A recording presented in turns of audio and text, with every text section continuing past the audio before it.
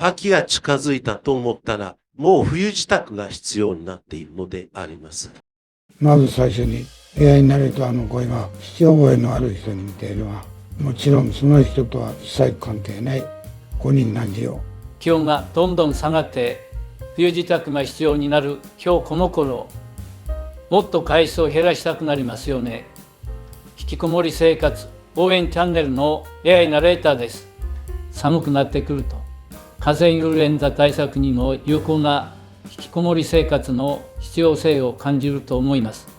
そこで今回は今更ですが、引きこもり生活の現状と心構えについて説明します。このチャンネルをご覧の皆様なら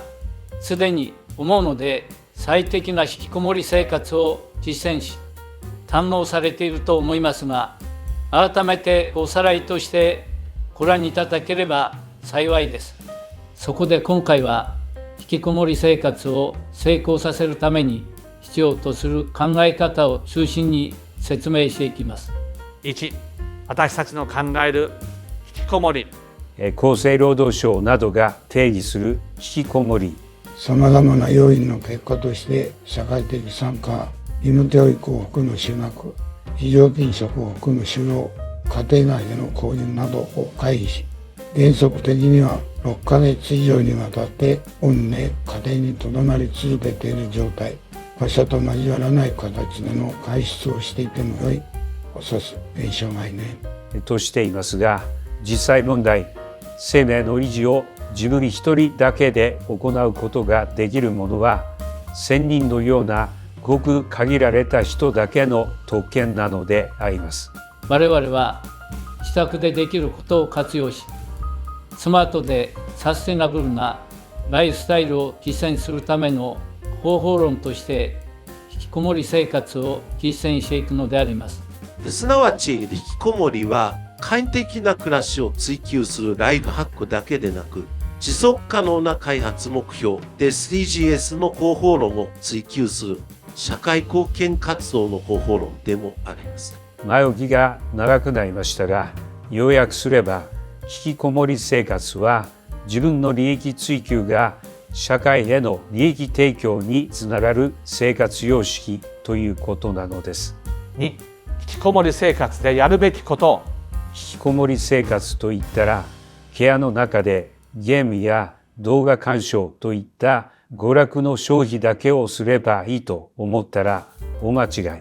い。そして引きこもり生活とはそういうものだと思っている人は大いなる事実誤認をしているのであります。具体的な引きこもり生活のやり方については、引きこもりシーンのケニー役である小森引子さんの動画が分かりやすくておすすめですが、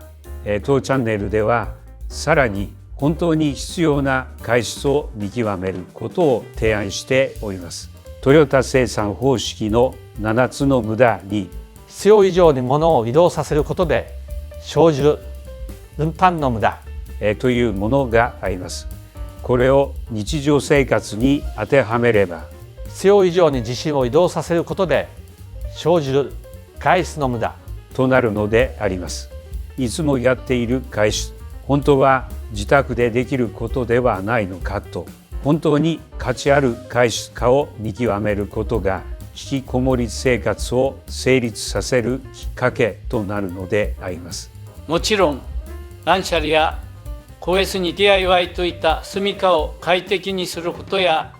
上手なお金の使い方など生活全般の必要項目を果たすことは当然なのであります。このように引きこもり生活は決してぐうたら生活では成り立つものではなく、自立することによって成立する自立した生活を実現するための方法論なのであります。3、同調圧力にしない。自己中と陰口を叩かれるぐらいがちょうどいいのかもしれません。引きこもり生活は己の利益を追求することから始まる生活様式。周囲からの情報は己の利益になることだけを注視して実践に結びつけていく。まずは引きこもりを否定する情報に疑問を持つことから始めると良いでしょう。ネットもそれ以外のマスメディアや仕方なく外出した時などに地震で見類したこと、情報を多角的に捉え、解析して今後の引きこもり生活に生かしていく。自我と自立を確立した自立した生活様式である引きこもり生活には、俺は俺、他人は他人と周囲の悪意に惑わされない強靭な精神力が求められるのです。4、社会への関心を持ち、社会参加を怠らない。厚生労働省などの定義で、6ヶ月以上社会的参加を回避し、などとありますし、引きこもり生活には同調圧力に屈しないことが求められていると言っているのに、社会参加とは矛盾ではと思われるでしょうが、何も二度と行きたくもないブラック企業へ勤めに行けというわけではありません。例えば、夏の自宅に引きこもっての冷房使用は熱中症を防いで、医療機関や救急車を運用する消防関係者への負担を減らす行為であることが想像できる。これは引きこもり生活によって実現する社会貢献の方法論なのであります。今や社会参加も自宅での暮らしで実践できること、そもそもブラック企業やクソ学校が嫌だから引きこもるという行為自体が社会体制の改善を提案するという改善活動そのものなのであります。引きこもり生活は新しい社会体制改善の提案を行う社会参加活動である。その意味でも引きこもり生活は己の利益追求と社会貢献を両立した生活様式なのであります。長々となりましたが、お付き合いいただきましてありがとうございました。